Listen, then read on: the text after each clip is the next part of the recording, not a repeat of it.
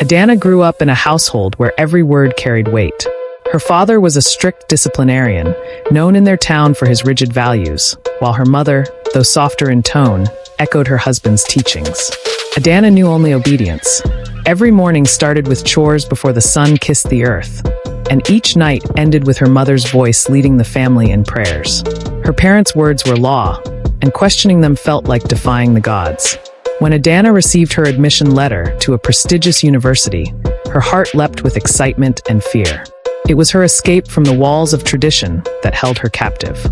She could almost feel the cool breeze of freedom beckoning her towards a new life, one beyond her father's stern eyes and her mother's quiet but ever-watchful presence.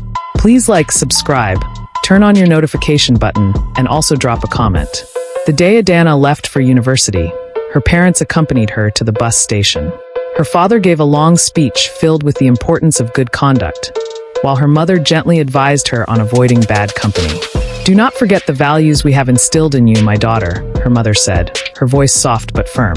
Adanna only nodded, her mind already envisioning a world where she could be the one in charge of her choices. Life in the university was nothing like home. The freedom Adanna craved welcomed her with open arms, and she embraced it fully. Her dorm was a bustling hub of activity. The other girls in her hostel seemed so confident and lively, and Adanna quickly became close to a group of girls who seemed to know all the right places and people. One girl in particular, Chinyere, stood out. She was bold and carefree, living each day as if there were no consequences. Chinyere had been in the university for 3 years and seemed to know the ins and outs of campus life. She introduced Adanna to late-night gatherings and parties that extended well into the morning hours. At first, Adanna was hesitant. Her father's voice still echoed in her mind, reminding her to stay focused. But each time Chinyere invited her out, Adanna's resistance weakened. "Come on, Ada. You're young only once." Chinyere would tease, pulling her into new adventures. Before long, Adanna started missing morning classes, then entire days of lectures. She thought she could always catch up later.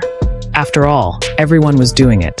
The parties became a regular escape, an opportunity to shed the strict upbringing she had been tied to.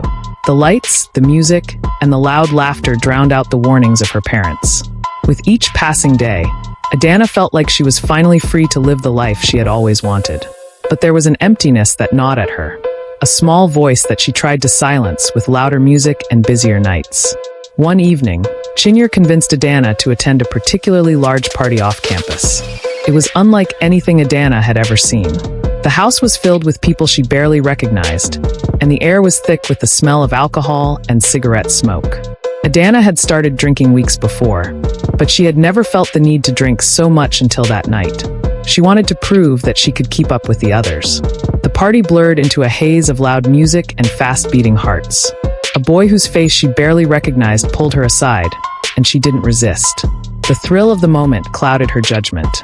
Time seemed to slip away, and the hours melted together. She woke up the next morning with a heavy head and vague memories of the night before. She didn't think much of it at the time. She had seen her friends recover from worse nights. Over the next few weeks, Adanna noticed changes in her body. She felt nauseous every morning, and there was an unusual heaviness in her chest. It wasn't long before reality hit her like a cold wind. Adanna was pregnant. She didn't want to believe it. Her mind raced, and she thought of every possible way out, but there was no escaping the truth.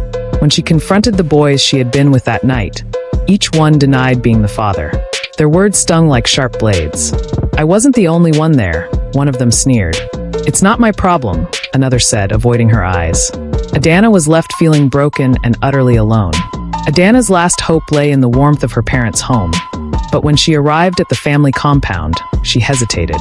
She stood outside the iron gate, her heart pounding. How would she face them?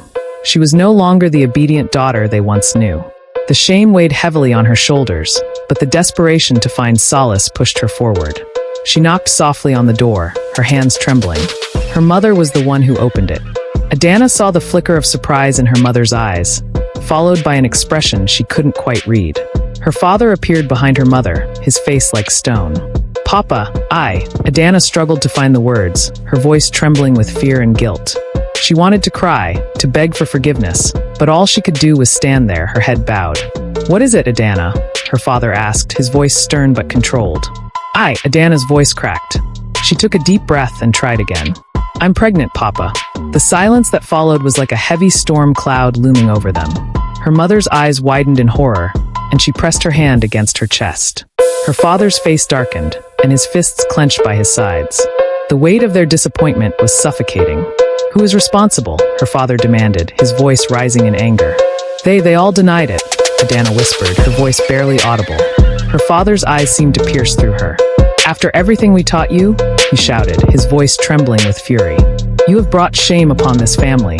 "Papa, please," Adanna pleaded, tears streaming down her cheeks.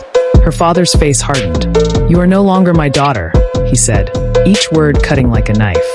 "Leave this house and never return." Adanna's legs felt weak, and she collapsed to her knees, crying out for mercy. Her mother turned her back, unable to look at her. "Go," her father repeated, his voice cold and final. Adanna tried to reach for her mother, but her father pulled her back. "Do not touch her," he ordered. "You have disgraced us enough." Adanna's cries echoed in the silent compound as her father pushed her out and shut the door. She sat there, staring at the closed gate, her sobs the only sound in the empty night. The weight of her mistakes pressed down on her, and she felt like she was sinking into darkness. As the moon hung high in the sky, Adanna remained outside her family's compound, her tears finally drying on her cheeks. The silence around her was deafening. The voices that once guided her were gone, replaced by an emptiness that seemed to stretch endlessly before her. She had lost everything, her family, her future, and her sense of belonging. The pain was overwhelming, but deep inside, she heard the faint echo of the forgotten voice that had tried to warn her all along. It was the voice of her parents, the voice of her upbringing, and the voice of her own conscience. But it was too late to listen now. Adanna was left with nothing but the bitter consequences of the choices she had made.